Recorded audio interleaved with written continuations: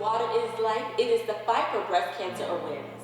I am your favorite fly girl, Moneé, and I am here interviewing the talented, the successful, the go-getter, Misty Washington, the owner and creator of Misty Artesian water. It is based in Louisville, Kentucky, to not only spread awareness to men and women, but to find a cure for breast cancer. Let's take a look deeper into the brand and more into her life on Moneé's mic with JayVisualz behind the camera.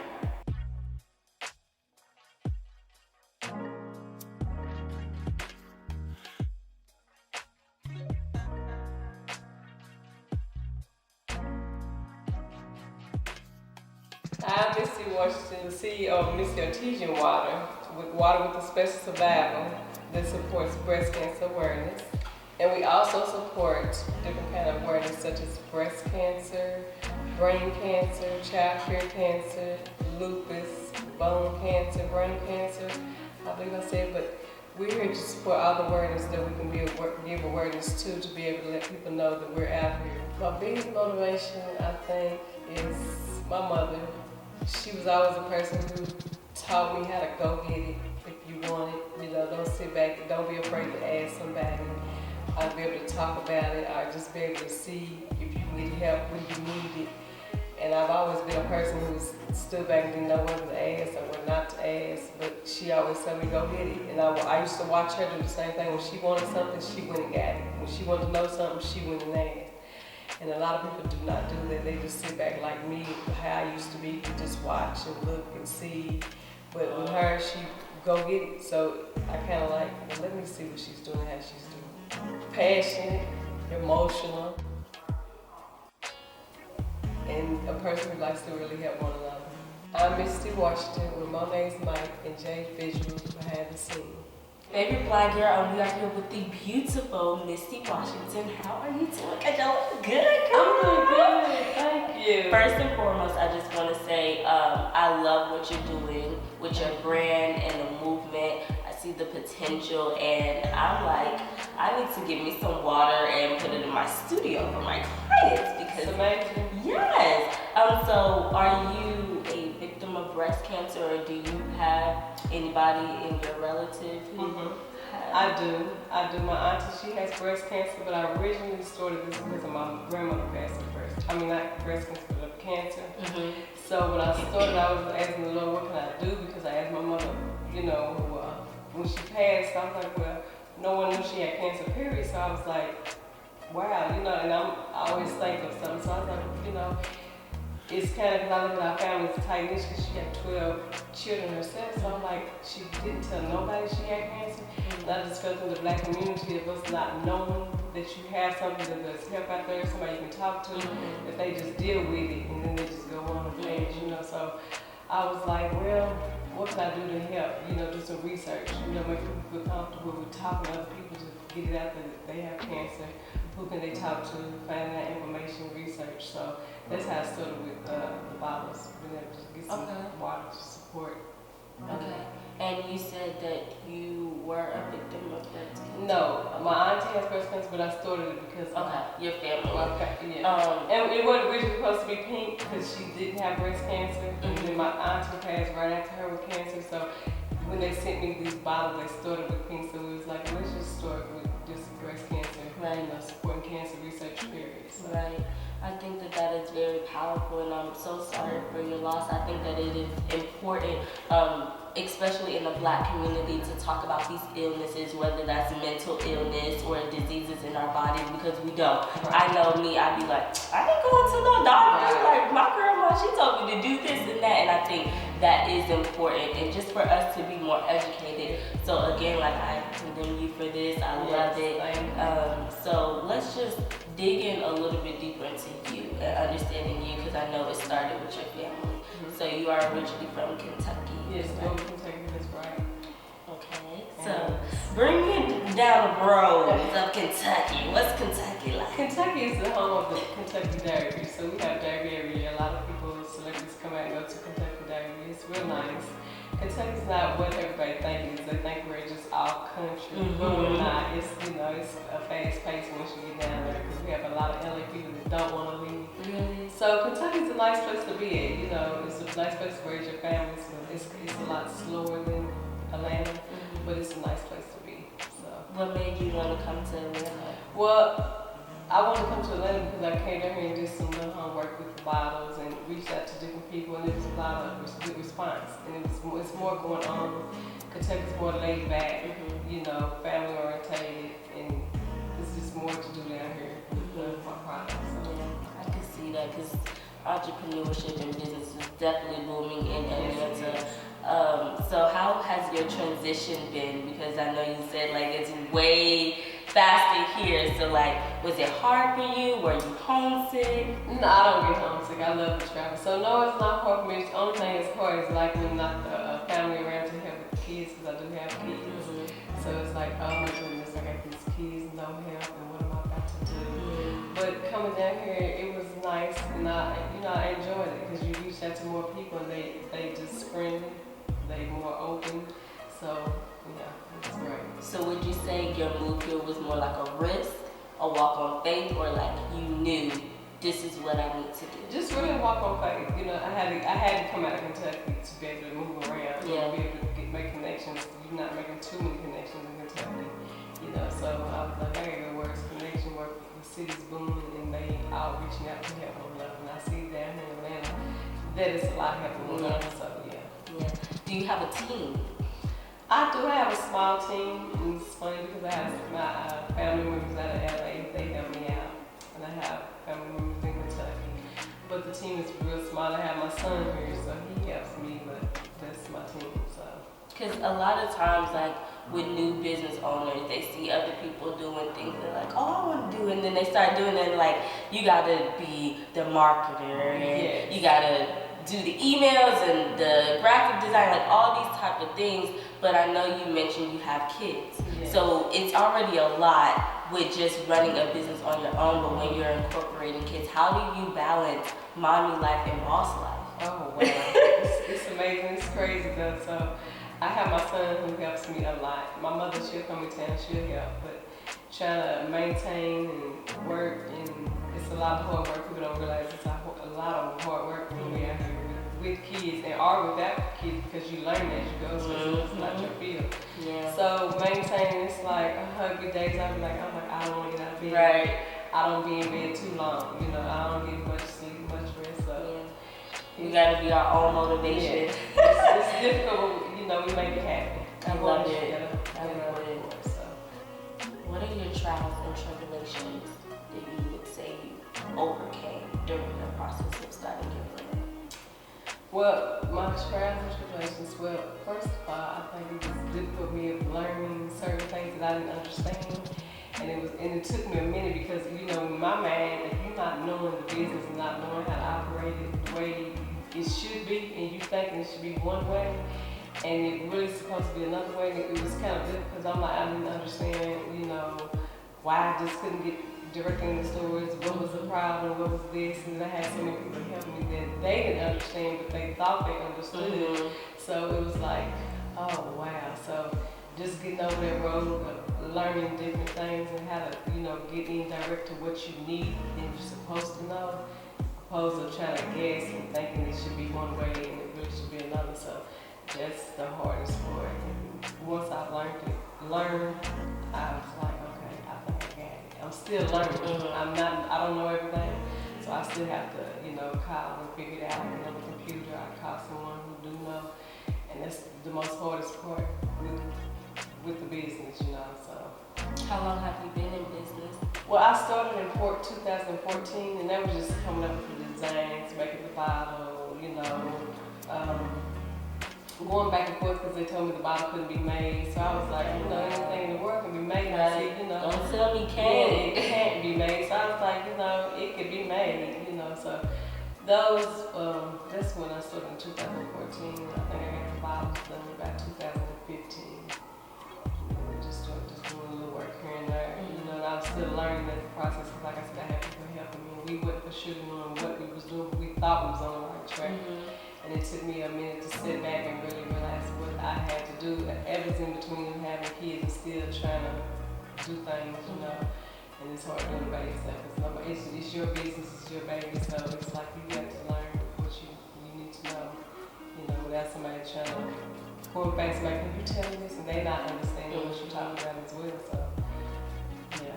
I love how you're being so transparent, because I feel like once you get to a point in your life where you look at your success and you look at like everything that you went through and the baby stages and just having this vision into like where you are now, I think that is the most beautiful thing along the journey. And I think a lot of successful people, they don't really talk about like the lows and what they had to go through, and just admitting like, I didn't know everything, you know what I'm saying? And it's still a journey.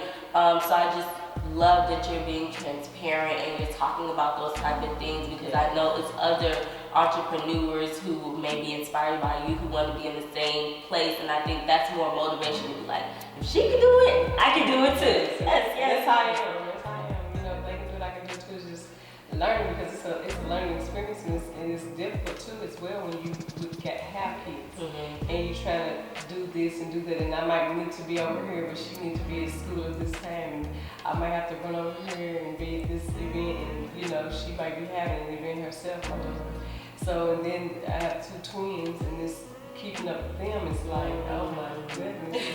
You never understand what people go through with twins, right? With multiple kids, because you think it's easy because you have a boy, and it's totally different from having to totally. And I've done ran 10 daycares, and I have my own daycares, and I had no problem with kids, but my own is like, I was like, Lord, what are you telling me? Because you're doing it. Yes. You're doing it, and continue to do it, continue to push. I think that's what you can do. Would you say your children are your biggest motivation? Yes. Especially my son. He pushes me, Mama, you can do it. You know, he has more, he inspires me a lot, because he just has that confidence in me.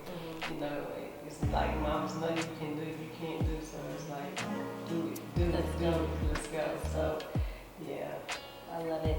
So let's get more into the brand. Have you had any big events with your business? What all are they? Yes, we did the American Cancer Society here in Atlanta this past summer.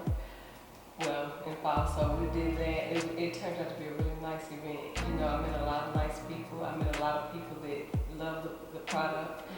You know, it touches you because they have so many stories that inspires you, and they looking at you like, wow, you did this for us. You know, they appreciate what you do, and it's the feeling that you get when you do see people that enjoy what you do. You know, so it was nice and amazing. So we did some half wax stuff.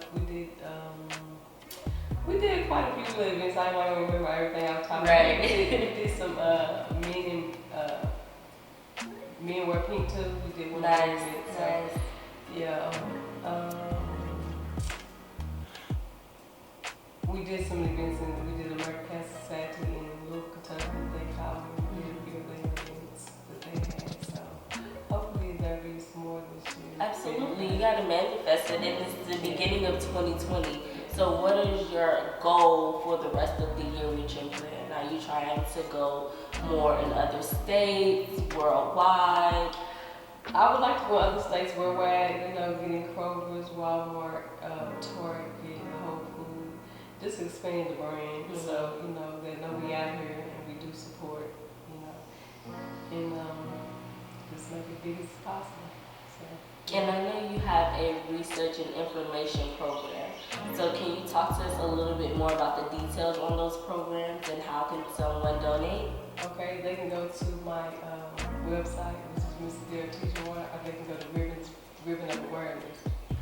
And so Ribbon of Awareness is my nonprofit organization, and it's we get more and more into it, but it's ribbons meaning all awareness, like brain cancer, child care cancer, and just the awareness of all the awareness that are out there that we deal with on a day-to-day basis that people don't really know about. Because you have, just say for instance, bone I think it was brain cancer that we had.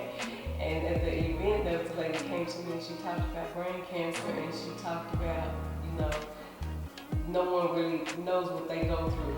Everybody understands breast cancer, but nobody knows what brain cancer goes through. So we have those that we'll be able to share with people, share that, give them pictures and let them know that we are out here. And as well, I had another person reach out to me. I posted something on Instagram, and it was about brain cancer. And it made me cry because I'm an emotional person. So they had sent me back, and they was like, "We come out right now because you posted something, and it's meaning to you because when you post something and other people look at it, it's like, okay, wow, somebody do care." So just to let people know that we do care and that we out here, and you're not going through this alone as other people besides you going through it, where they can reach out to each other once they know that there are other people they can talk to that's going through what they're going through.